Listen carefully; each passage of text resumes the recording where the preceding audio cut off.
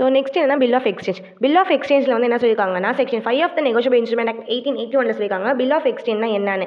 அப்படின்னா ஒரு return instrument தான் சொல்லியிருக்காங்க. இல்லை அன்கண்டிஷனல் ஆர்டராக இருக்கணும் அப்படின்ற மாதிரி சொல்லியிருக்காங்க. ப்ராமிசரி நோட்டுன்றது வந்து ஒரு ப்ராமிஸாக இருக்கணும், அன்கண்டிஷனல் ப்ராமிஸாக இருக்கணும். பட் பில் ஆஃப் எக்ஸ்சேஞ்ச் வந்து ஒரு அன்கண்டிஷனல் ஆர்டராக இருக்கணும், மேக்கர் வந்து சைன் பண்ணியிருக்கணும் அப்படின்ற மாதிரி சொல்லியிருக்காங்க. சர்டன் அமௌண்ட்டை வந்து அந்த இதில் மென்ஷன் பண்ணியிருக்கணும் அப்படின்னு சொல்லியிருக்காங்க.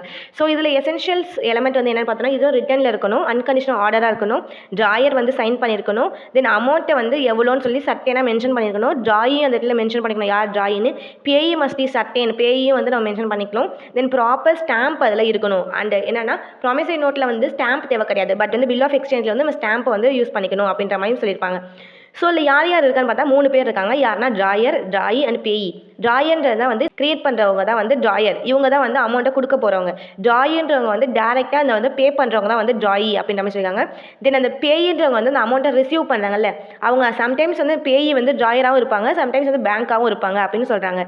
ஸோ இதில் வந்து கண்டிப்பாக அக்செப்டன்ஸ் இருக்கணும். அந்த ட்ராயி வந்து அக்செப்ட் பண்ணதுக்கப்புறம் அவங்க வந்து அக்செப்டாராக வந்து மாறிடுவாங்க அப்படின்ற மாதிரி சொல்லியிருக்காங்க. பில் ஆஃப் எக்ஸ்சேஞ்சில் வந்து என்னென்ன கேரக்டர்ஸ் இருக்குன்னு சொல்லி பார்த்தோம்னா இது வந்து ஒரு ஆர்டராக இருக்கணும், நாட் ஏ ப்ராமிஸ்ன்றாங்க, 3 பேர் இருக்கணும், அக்செப்டன்ஸ் வந்து கம்பல்சரியாக இருக்கணுன்ற மாதிரி சொல்லியிருக்காங்க. அமௌண்ட்டை வந்து பேயபிள் வந்து ஃபிக்ஸ்டாக வந்து அந்த இடத்துல இந்த பீரியடில் வந்து இவங்க அமௌண்ட் கொடுக்கணும், இவ்வளோ தான் இவங்களோட அமௌண்ட்டுன்னு சொல்லி இருக்கணும் அப்படின்னு சொல்லியிருக்காங்க. கிரியேட்டர் வந்து செகண்டரியாக தான் லயபிள் ஆன் ட்ராயர், அதாவது கிரியேட் பண்ணவங்க வந்து செகண்டரியாக தான் லயபிள் அப்படின்ற மாதிரி. அக்செப்டன்ஸ் வந்து எப்படி இருக்கணும், அக்செப்டன்ஸ் பண்ணதுக்கப்புறம் ட்ராயி வந்து அதில் சைன் பண்ணியிருக்கணும் அந்த பில் ஆஃப் எக்ஸ்சேஞ்சில் அப்படின்ற மாதிரி சொல்லியிருக்காங்க. அப்படி பண்ணலை அப்படின்னா இது வந்து இன்கம்ப்ளீட் ஆயிரும், இந்த பில் ஆஃப் எக்ஸ்சேஞ்ச் வந்து கிரியேட் பண்ண முடியாது அப்படின்னு சொல்லியிருக்காங்க. லீகல் ப்ரொசம்ஷன்ஸ் வந்து என்ன அப்படின்னு சொல்லி பார்த்தோம்னா பில் ஆஃப் எக்ஸ்சேஞ்ச் வந்து ஒரு கன்ஜெஷன் அப்படின்னு சொல்லியிருக்காங்க. டேட் வந்து மென்ஷன் பண்ணிக்கணும், holder is holder in due course அப்படின்னு சொல்லியிருக்காங்க.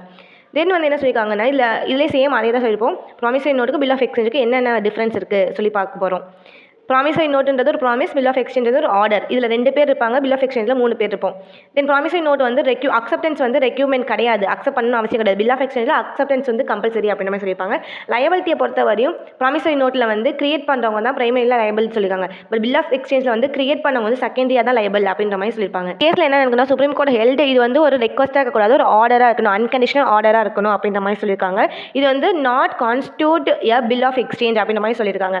அதாவது அவங்க வந்து அந்த இடத்துல ரெக்வஸ்ட் கொடுத்துட்டாங்க அப்படின்ற மாதிரி இருந்துச்சுன்னா அந்த இடத்துல வந்து இது வந்து பில் ஆஃப் எக்ஸ்சேஞ்சாக வந்து கன்சிடர் பண்ண மாட்டாங்க அப்படின்னு சொல்லியிருப்பாங்க. ரெக்ஸ் விஸ்டஸ் வில்சன் இந்த கேஸில் என்ன இருக்குன்னு பார்த்தோம்னா பில் ஆஃப் எக்ஸ்சேஞ்சை வந்து கிளியராக வந்து ஆப்ளிகேஷன் இருக்கணும், அந்த அமௌண்ட்டை வந்து பேமெண்ட் பண்ணியிருக்கணும் அப்படின்ற மாதிரி சொல்லியிருப்பாங்க. இந்த கேஸில் என்ன நடக்கும்னு சொல்லி பார்த்தோம்னா acceptance of a bill convert the drawer in accept, அதாவது அக்செப்ட் பண்ணதுக்கப்புறம் ட்ராயி வந்து ஒரு அக்செப்டராக மாறிடுவாங்க. அவங்க தான் வந்து பிரைமரி லைபிள், ஏன்னா அவங்க அக்செப்ட் பண்ணிட்டாங்க. ஸோ அவங்க தான் வந்து ஃபஸ்ட் லைபிள் ஆகுவாங்க, ஏதாச்சும் ப்ராப்ளம் ஆச்சுன்னா அந்த விஷயத்தை சொல்லியிருப்பாங்க. பில் ஆஃப் எக்ஸ்சேஞ்ச் பேங்க் சைடில் எப்படின்னு பார்த்தோம்னா ட்ரேட் ஃபினான்ஸா, தென் வந்து discounting of bill, credit transaction இந்த மாதிரி இருக்கும் அப்படின்ற மாதிரி சொல்லியிருப்பாங்க. தென் பில் ஆஃப் எக்ஸ்சேஞ்ச் வந்து எப்படின்னா ஒரு இம்பார்ட்டன்ட் இன்ஸ்ட்ருமெண்ட் சொல்லியிருக்காங்க, நெகோஷியபிள் இன்ஸ்ட்ருமெண்ட் ஆக்ட். தென் இது வந்து என்னன்னா ஒரு credit by impose of legal enforcement.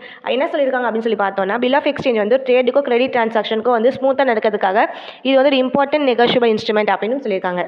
இதான் வந்து பில் ஆஃப் எக்ஸ்சேஞ்சுக்கான ஒரு சாம்பிள். இதில் வந்து என்னென்னா பில் ஆஃப் எக்ஸ்சேஞ்சில் கண்டிப்பாக ஸ்டாம்ப் வந்து நம்ம ஒட்டணும், கீழே வந்து அக்செப்டனோட சைன்ஸ், அவங்க வீட்டு அட்ரஸ்ஸு, தென் அவங்க பேர் மென்ஷன் பண்ணிக்கணும், அமௌண்ட் எவ்வளோ மந்த்துக்கு அப்புறம் அதை கொடுக்க போகிறோம், தென் எந்த ஊரில் பண்ணுறோம், என்ன டேட்டில் பண்ணுறோம், தென் வந்து யார் சைன் பண்ணணுன்னா நம்மளோட ட்ராயரும் வந்து இந்த இடத்துல சைன் பண்ணணும், அக்செப்டர் அதாவது ட்ராயும் அந்த இடத்துல சைன் பண்ணணும் அப்படின்ற மாதிரி சொல்லுவாங்க. 2 பேர்த்தோட டீட்டெயில்ஸுமே வந்து ஃபுல்லாக இருக்கணும். தென் ஸ்டாம்ப் வந்து அங்கே வந்து கம்பல்சரின்னு சொல்லியிருக்காங்க. ஸோ இதான் வந்து பில் ஆஃப் எக்ஸ்சேஞ்சுக்கான ஒரு சின்ன ஒரு எக்ஸாம்பிள்.